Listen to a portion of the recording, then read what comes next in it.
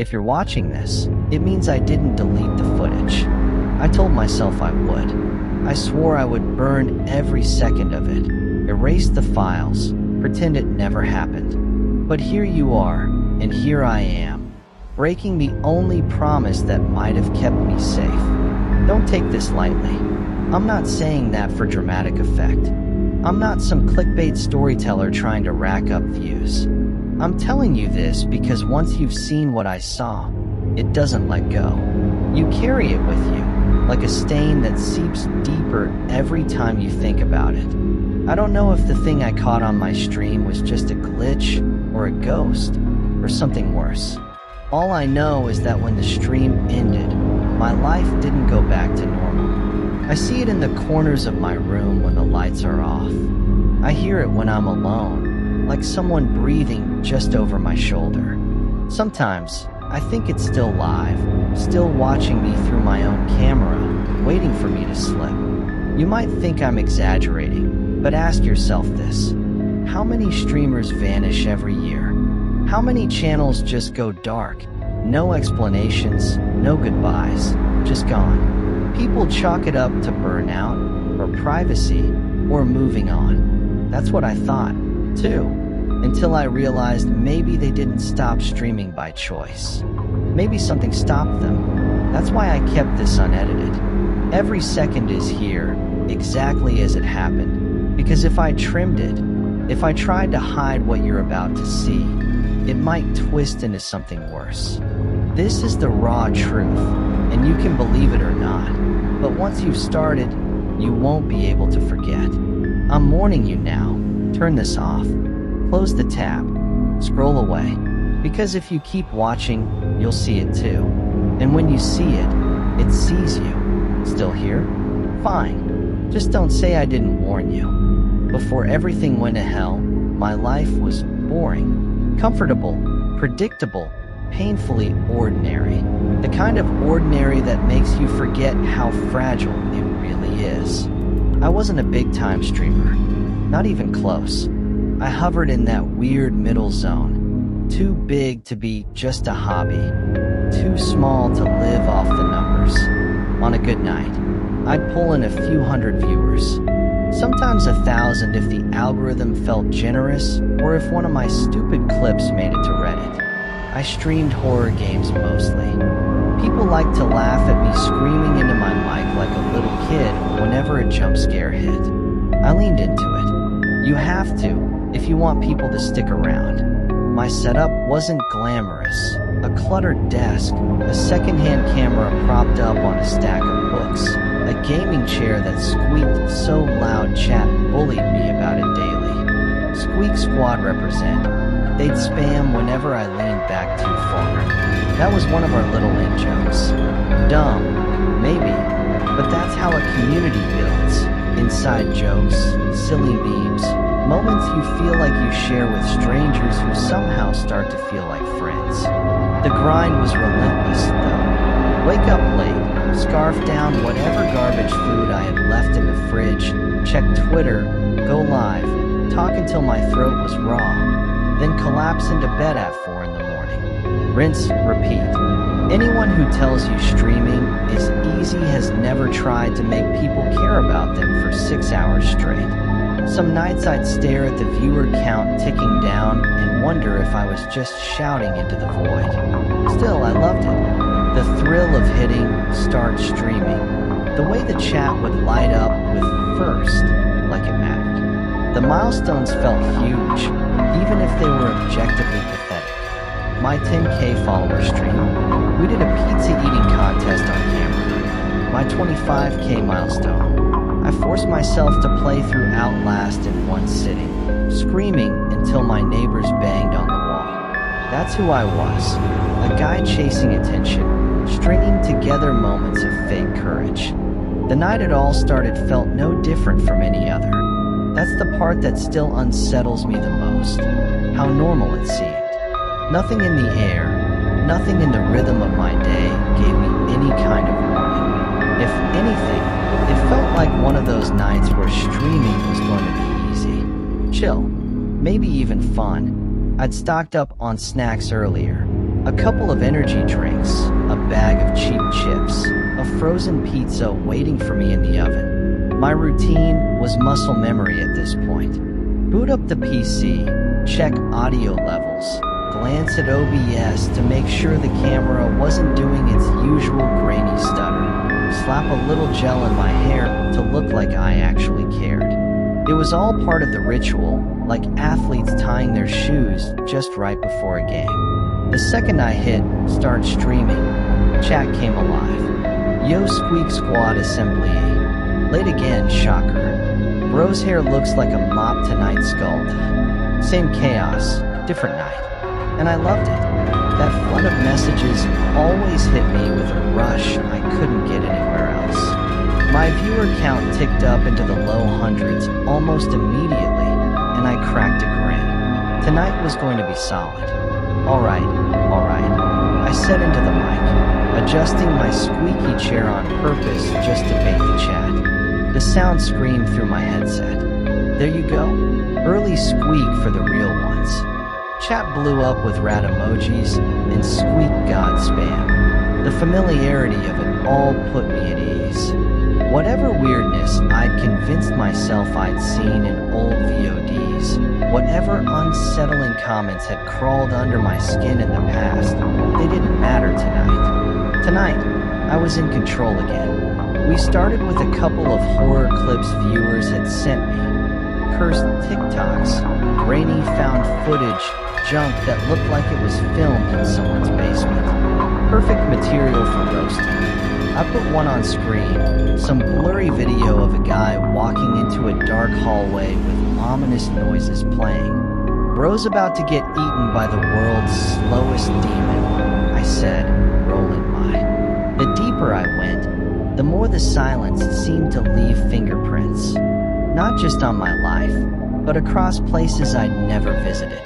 Patterns began to emerge in obscure documents, old folklore collections, newspaper clippings that no one had digitized properly. They all circled back to the same location, a town on the edge of nowhere, one you'd never find unless you were already looking for it. Hollow Creek.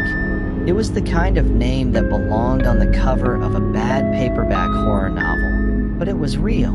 Hidden off a stretch of highway that no GPS wanted to acknowledge, tucked behind forests where the trees grew too close together and the signs looked decades old. I shouldn't have gone. Every instinct screamed against it. But obsession has a way of twisting instincts until curiosity feels like survival. If the throne was real, if it had roots, Hollow Creek was the soil. The first thing I noticed as I rolled into town was how abandoned it looked. Not completely. There were cars, lights and windows, but the streets themselves were empty. No kids biking, no music leaking from shops, not even the bark of a stray dog. Just the slap of my tires on cracked asphalt. The second thing I noticed was the boards. Whole rows of houses with planks nailed across doors and windows. Some neat, some haphazard, some marked with strange, scorched symbols I couldn't place. Warnings, maybe, or seals. At the edge of the town square, I parked and stepped out. That's when I realized how unnatural it was. Even in small towns, you expect some sound. An air conditioner hum, a buzzing street lamp, the murmur of a TV through thin walls. Hollow Creek had none of that. Just the occasional shuffle of footsteps when someone peeked out a window, then vanished again. When I finally saw a human being, they didn't speak. A woman in her 70s, hunched but sharp-eyed, stood on a porch staring at me. She raised one finger to her lips, shaking her head violently when I opened my mouth to say hello. Then the first time something moved on its own, I tried to rationalize it. My keys, dropped on the counter before bed, ended up on the bathroom sink. Maybe I'd left them there without thinking. Sleepwalking, distraction, stress. I cycled through excuses like a Rolodex. But by the third night, excuses weren't enough. I woke at 3:12 a.m. to the sound of something dragging across the floor. My apartment was small, one bedroom, one living space, a cramped kitchen, and the noise filled it like an intruder's footsteps. Heart pounding, I grabbed the nearest weapon I had, a cheap tripod. I eased the bedroom door open. The living room was empty. But the rug had been pulled halfway across the floor, leaving skid marks on the wood. I didn't own pets. I lived alone. And still, I convinced myself I'd kicked it earlier, or maybe it had folded when I walked across. Anything but the truth pressing at the edge of my mind. That she was here, in the room with me, playing. The signs escalated after that. Scratches appeared on the back of my apartment door.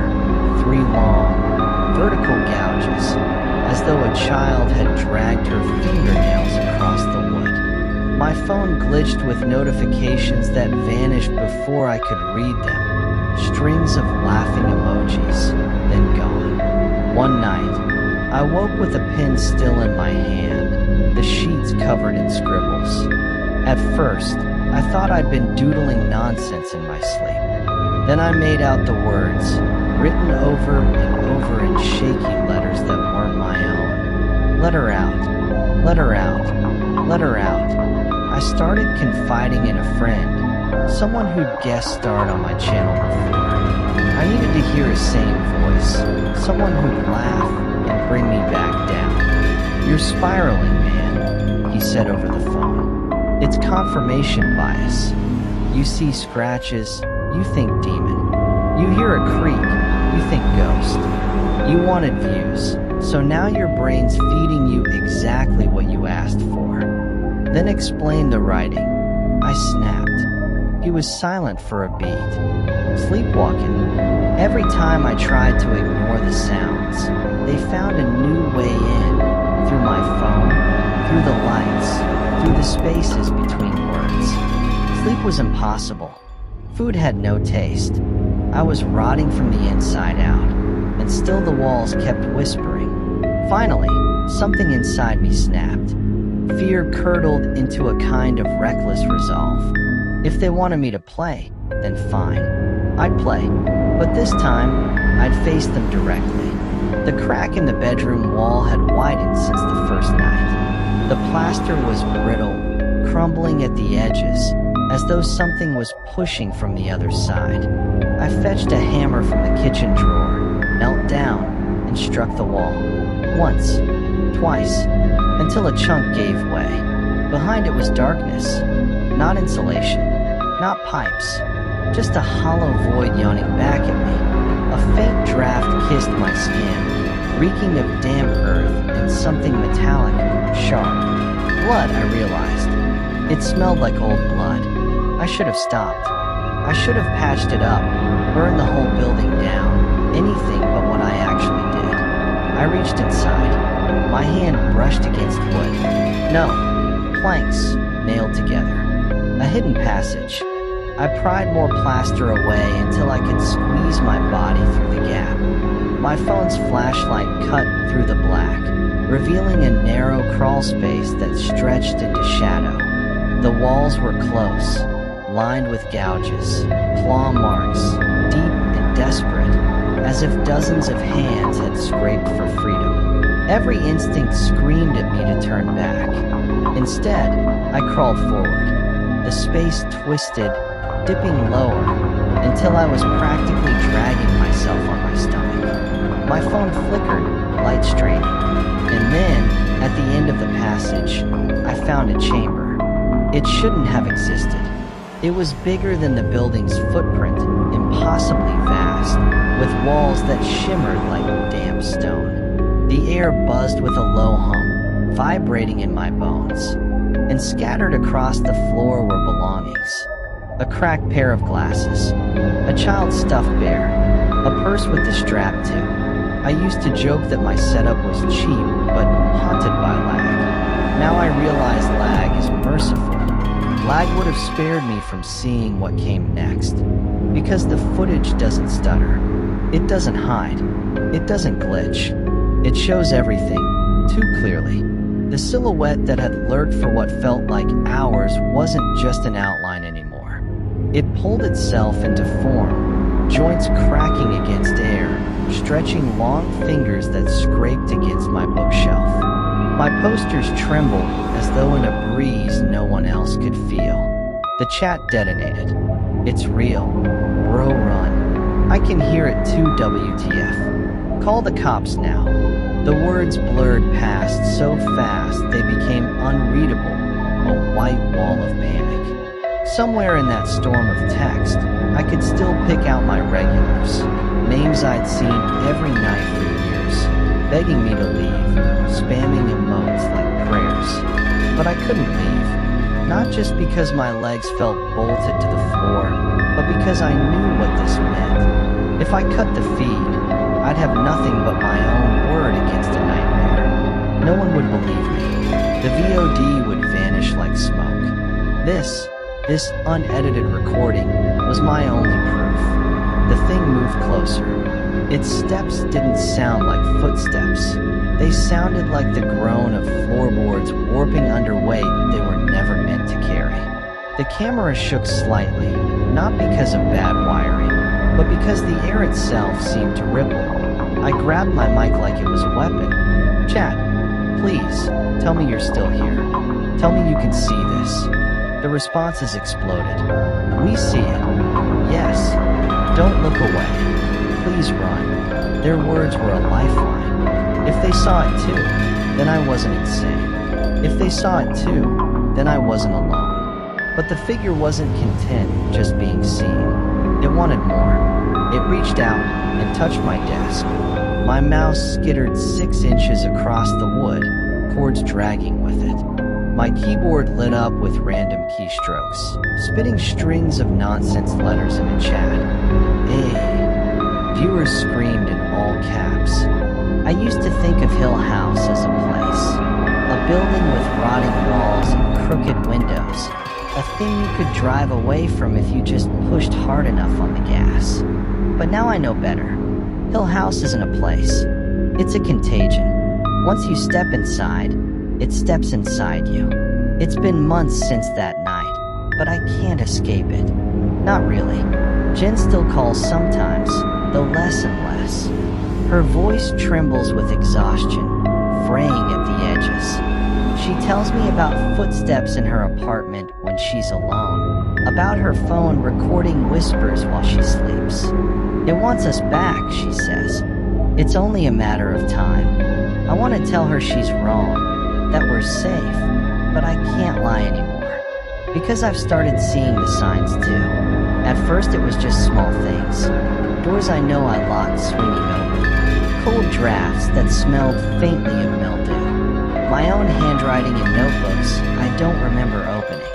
Then came the bigger things. Last week, I woke up in a room I didn't recognize. Wallpaper peeling in jagged strips. Floorboards groaning beneath me. For a heartbeat, I thought I was back inside Hill House. I screamed, until I realized it was my apartment. The wallpaper was mine. The floorboards were mine. Except now, they weren't. The house is leaking through me, reshaping the world around me. And it's not just me.